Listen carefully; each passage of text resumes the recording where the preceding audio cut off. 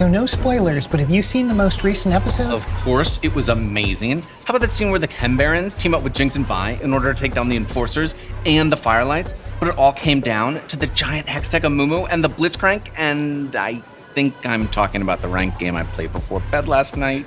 That reminds me, I need to tell everybody how the set is evolving. It all felt so real.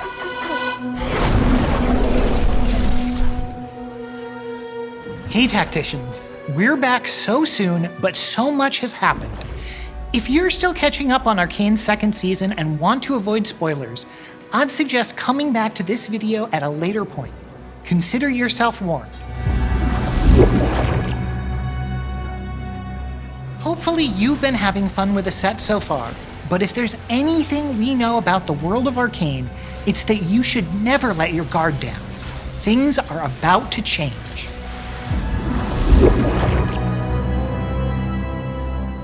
Last time we checked in, you may have noticed that some very important Arcane characters were missing from the set. That's because we wanted to wait until we could give them the entrance they deserve. Warwick, Victor, and Mel are joining into the Arcane as ultra-powerful 6 costs. They're rare, extremely rare, lucky to even see one rare. But when you do come across them, prepare to insta-buy. All right, let's introduce the trio. First up, Warwick. He jumps around, executing enemies, and as soon as a few have died, Warwick enters a frenzied state, becoming unstoppable, ripping enemies apart with increased damage and omnivore. If you see a Warwick on the enemy board, do your best to deal with him first, or it's going to be a rough one. Next, there's Victor, because after everything that went down in Season 2, a transformation seemed in order. Lucky for us, the League team provided us one glorious, extremely tall evolution. This 6-cost fires his death ray instead of auto-attacking, can stun entire boards, and will make everyone a believer, whether they like it or not. Last but not least, Mel. Mel is at the peak of her power, dashing around the battlefield, reducing damage to allies, and unleashing stored damage. And the kicker is Mel's last stand. She'll shield your tactician from death. Time to clap back. We can't wait to see how players evolve their strategy to incorporate these late-game win conditions. Let's head up to our Council of Devs to talk about bringing Arcane into TFT with our new 6 costs. So with a 6 cost, we had a really exciting gambit to make and a really exciting challenge, frankly. These champions have to be cooler than every other champion who's ever been in TFT. They have to be more powerful than every champion who's ever been in TFT, and they have to be bigger than every champion who's been in TFT. Luckily, these are characters we're really passionate about, we're really excited about. We love all 3, Mel, Warwick, and Victor. So let's get right into the rarity of them. I think that was a really defining factor of how we get to make these guys special. They have to be the biggest, the coolest, and the strongest units TFT has ever seen. And then we have to balance them. Yeah.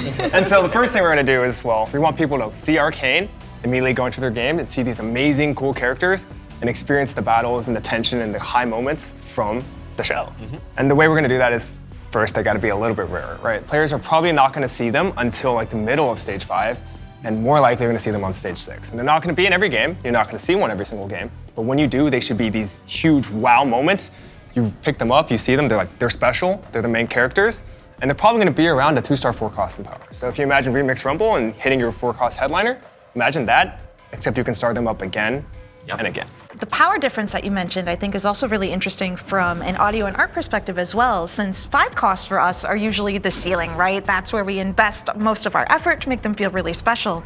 But in this case, we don't want to take away from our 5 costs, but we want to raise the bar even higher for our 6 costs. I think also the 6 costs all kind of get a big moment at some point. Yes. And I'm sure that gave you guys a lot to work with. All right, I think we're ready to talk about Mel. Her character arc in the show, going from a politician to an incredibly powerful mage, is so exciting, and I'm really glad we got to capture it. How Mel discovers her powers, that was something we really wanted to translate through in the audio as well.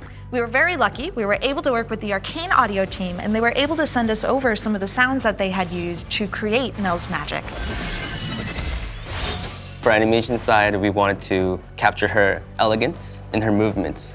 Also, one of her perk ability is to save tactician from elimination, and that's where the VFX shines. Yeah, I think that was kind of the, when we just say like fun challenge, right? We wanted Mel to feel like you were cheating. The first time we saw these 6 costs cast their ability and then read their passive, we're just like, there's no way they're allowed to do this. And then we go and talk to Julian, it's like, no, that's actually what we want. We want everyone to feel that feeling because hopefully everyone gets to play with one of these during the set. And they're just like, that's cool, that's what I want to do. Moving on to Warwick. Warwick was a champion who kind of built the experiment trait. We knew from the start we were putting Warwick in. We said, great, let's just do this entire trait around him. And of course, by doing that, we did give a 6 cost a trait. Julian comes up to me and is like, Warwick has to be an experiment. He has to have a trait. He is the experiment. These 6 costs, you should think about putting them on your board whenever you see them in the shop. That's how good and that's how powerful they're going to be. And so you've kind of noticed when you read all the abilities that they all have a hook that is good when they're 0 items, and they all kind of transform when you have 3 items, right? Warwick is going to execute anyone on the board below 20% HP. And if you put 3 items on him, he goes berserk. And if we put experiment, which has a nice little trigger whenever he kills something, he goes that extra level. Warwick also has a lot of expectations behind him, right? Unlike Victor, who is really very different from his League of Legends interpretation, or Mel, who is a new character, Warwick, we wanted to feel like Warwick. Players love Warwick. Rachel, can you go into that process? Of course, yeah. It's like you mentioned, we're already so familiar with how Warwick sounds in League of Legends and from previous iterations of TFT sets. So here, what we wanted to do was to make sure that we retained a lot of those audio cues so that he still feels familiar to what we already know, while at the same time making sure that we're incorporating as much of his arcane self as we can. 2 things that we focused on, for example, are 1, bringing in the sounds of the anomaly, the low gurgling, the high chittering sounds, along with some of the sounds of the shimmer, the shrieky type sounds that you'll hear with that, and really combining all of those to make his kit really shine. For Warwick, we wanted to capture his movement to be more feral, berserk, kind of contrast to Mel, where she has a lot of arcs and slow movement. This time it's the opposite, where he should move very fast in straight lines, goes over the top, even in VFX and everything. Yeah. All right, I want to talk about easily the most exciting 6 cost to make. One of your favorite characters from League, one of your favorite characters from the show, and your favorite 6 cost to play, Victor. Victor is the pinnacle of challenges that finalization faced, but also the cool things that we get to do with 6 costs, right? We've never printed a unit that not only hits the entire board, but also stuns the entire board, and then actually has the rest of his spell as well. Yep. And that just encapsulates what a 6 cost is. I think the set's design team came to us and says, hey, play these champions, and our playtest, which is a bunch of Challenger and above players, can't be higher than Challenger, what am I saying? But a bunch of really, really good players, and the first time we see these abilities, we're just like, there's just no way they're trying to ship this. And they're like, no, that's the perfect reaction. That's what we want people to feel, and that's why we're making them these rare, super, super exciting moments in the game. And again, you're not gonna see them every game. You might see one every like 1 or 2. And if you're lucky enough, they'll be on your team, right? First seeing Victor's spell was awesome. I was like, oh, this is gonna be such a cool moment for everyone. The really cool thing about it though, is that from an audio perspective, something we're always thinking about is, we've got up to 20 champions on the field at once. How do we make sure that the important gameplay moments are still audible for all of those champions? Because Victor is actually stopping everything for a second,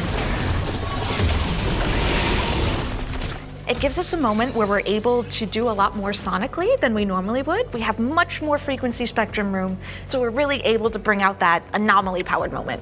Victor was a very interesting character from the season 1 and season 2, where he changes over time. He starts with the innocent guy with the cane, becomes uncontrollable god, where he can influence everything, the whole universe. So we wanted to capture that in game, where his movements and everything is very calculated. And usually we try to align the thematics and his character and ability together. His animations will feel like he's very effortlessly lifting everyone up, but his actual influence to the board in the game is massive. As for power budget, He is the pinnacle of what a 6 cost should be and what we want players to feel. Essentially, you write down what he does, he's broken. He's one of the main reasons we have such restrictions on getting a 6 cost, right? You're kind of guaranteed to get one at some point in the game, and if you're really lucky, maybe you can send your 6 cost into the anomaly, and then you have a probably OP champion becoming insane. I really want to thank you all for joining me to talk about 6 costs. Thank you. Thank you, everyone. Hope players have fun with the set. Yes. Hey Tacticians, I'm Dylan, Global TFT Esports Strategist. We're just a couple weeks out from the Macau Open, TFT's annual LAN tournament, where players come from far and wide to battle it out in a brand new set over the course of one incredible weekend. The best part about the Open is that anyone from anywhere can walk away with the belt. It'll be played on the updated version of Into the Arcane that has our new 6 costs, so expect to see the meta evolve as you watch, or play, or watch and play at the same time. But the tournament really is just the beginning. This is a weekend that's all about celebrating TFT. We'll have show matches on a LAN-exclusive Mimi version of TFT, meet and greets with TFT stars, as well as an in-client hub. We'll also have a global roster of co-streamers and unique emotes to collect by watching, and a cheeky new little legend inspired by this year's location and its iconically delicious egg tarts. Last but not least, on the final day, we'll reveal our 2025 roadmap with a preview of our set thematics for the entirety of next year. Check out the article we just dropped for all the details. Before I send you back over to Sean to tell you about one last thing, we'll give you a sneak peek of Chibi releasing, especially for the Open. Chibi Porcelain Aurelia, show 'em what's what.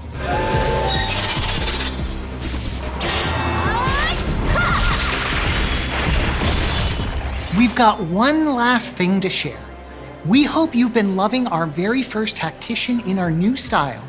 With this update, we're bringing another familiar face to join Jinx in the Convergence.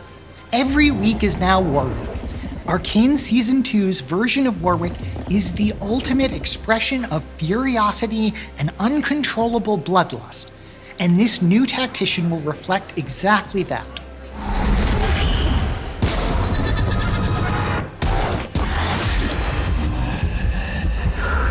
Thanks so much for watching and playing. It's been a pleasure bringing Arcane to life in the Convergence, and we hope you love it.